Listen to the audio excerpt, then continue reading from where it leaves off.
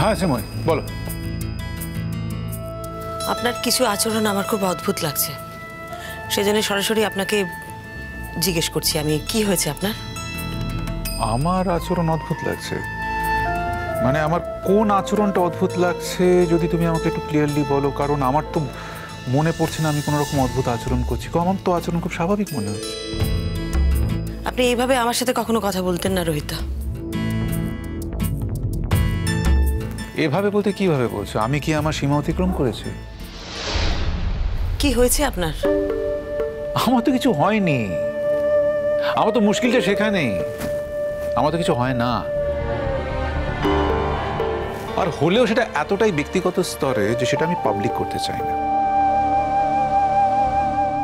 আপনি হঠাৎ করে এই চলে যাওয়ার সিদ্ধান্তটা কেন নিলেন? আমি কি তোমাকে কোনো কথা দিয়েছিলাম যে আমি এখানে বরাবরের জন্য থাকতে এসেছি? না সেটা বলছি না, মানে কিন্তু এই হঠাৎ করে চলে যাবেন এটাও তো আপনি বলেননি।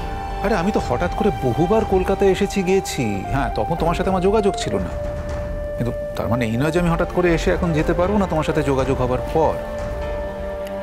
রোহিতা। হ্যাঁ বলো। আপনার ব্যাপারটা আমি বুঝি।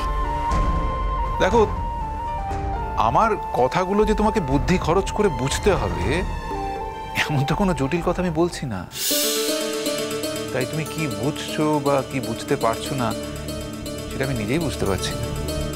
দেখুন, নিজের মনের কাছে যে কথাগুলো আছে সেগুলো না বলার মতন তো কিছু নয়। আপনি আপনার মনের কথা সবসময় বলেছেন, আমি আপনার মনের কথা জানি। আপনি তো কখনো কিছু লুকোননি আমার থেকে। ভুল করেছিলাম, অন্যায় করেছিলাম, উচিত হয়নি। এইসব কথা আমি এখন আলোচনা করতে চাই না। আমি না সংসারের পাকে বাধা পড়ে গেছি রোহিতা, আজ নয় গত 27 বছর ধরে।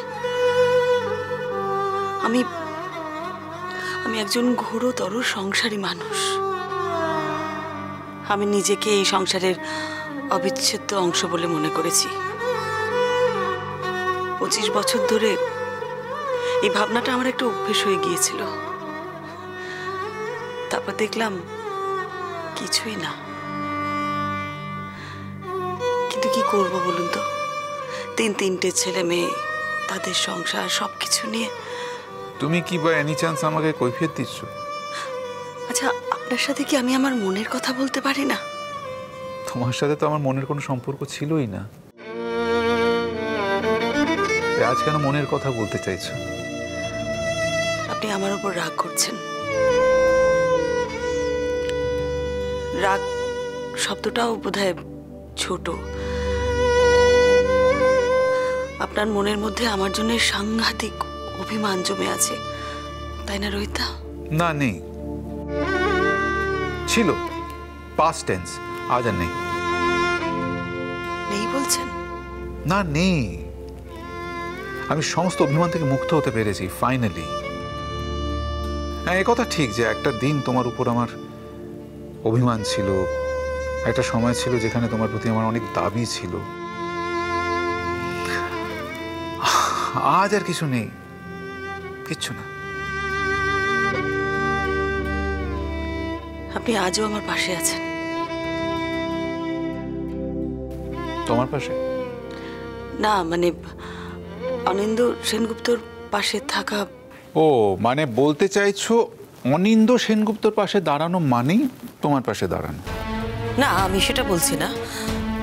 অনিন্দ্য সেনগুপ্তকে আপনি আজ চেনেন তো আমার সূত্রে, তো তার পাশে দাঁড়ানোর কারণ আমার জন্যই, সেইটাই বলছিলাম। অনিন্দ্য আলাদা মানুষ, তুমি আলাদা মানুষ। আমি যতদূর জানি মানে এই টাইমটা পর্যন্ত তোমাদের মধ্যে কিন্তু আর কোনো আনুষ্ঠানিক সম্পর্ক নেই। তা এই কথাটা বলো না যে অনিন্দ্য সেনগুপ্তর পাশে দাঁড়ানো মানে তোমার পাশে দাঁড়ানো। না তুমি কি বলতে চাইছো? সবটাই তোমাকে ঘিরে, আমার এই বাড়ির অন্যান্য সদস্যদের সাথে কোনো রকম সম্পর্ক তৈরি হয়নি?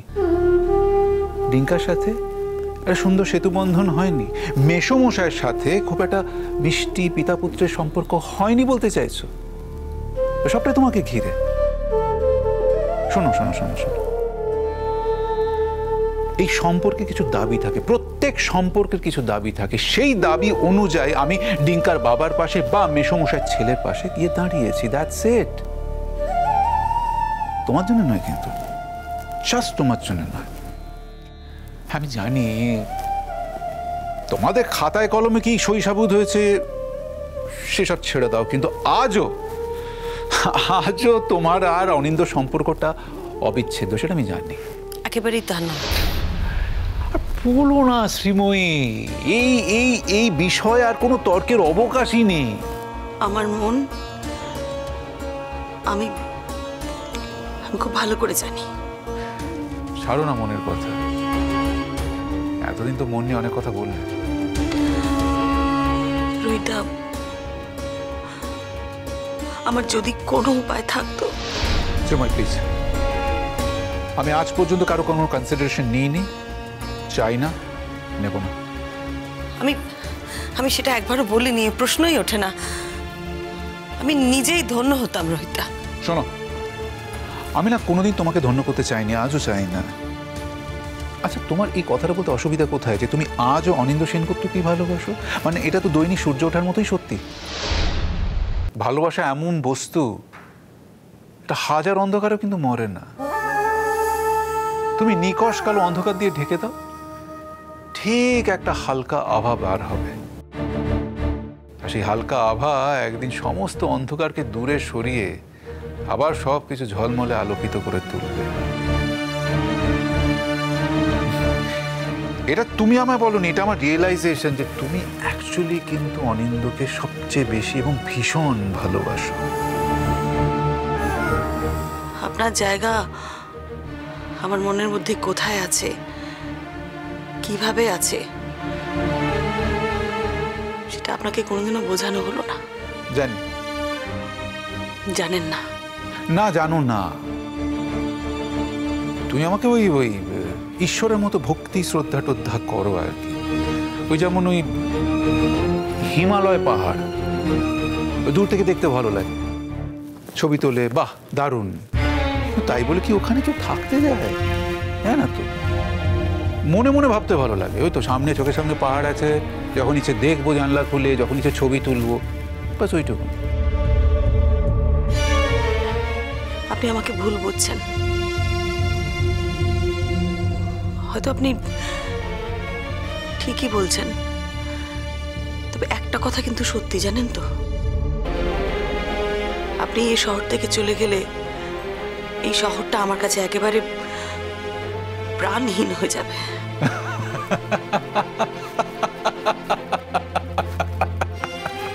আপনি এভাবে হাসবেন না প্লিজ।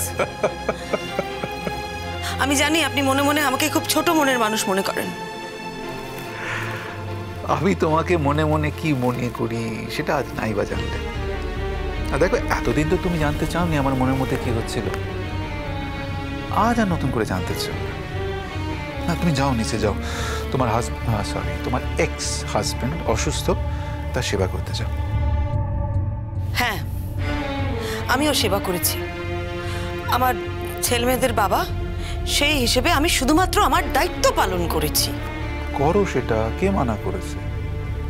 আমি কি তোমার দায়িত্ব এড়াতে বলেছি? বলিনি তো। আমি তো বললাম যাও গিয়ে সেবা করো। আর শোনো, তুমি শুধুমাত্র দায়িত্ব পালন করোনি, তুমি মানুষটাকে আজও ভালোবাসো বলে করেছো। সত্যি কথা স্বীকার করতে অসুবিধা কোথায়? জীবনের প্রথম পুরুষ হিসেবে আমি তো ওকেই দেখেছি। জানি জানি, এই কথাগুলো বহুবার তুমি আমায় বলেছো। আপনার সাথে আমার যখন দেখা হয় তখন, তোমার সঙ্গে আমার যখন দেখা হয় সে কথাটা আমি শুনতে চাই না। আমার প্রত্যেকটা মুহূর্ত, প্রত্যেকটা সেকেন্ড আমার মনে আছে, নতুন করে আর শুনবো না।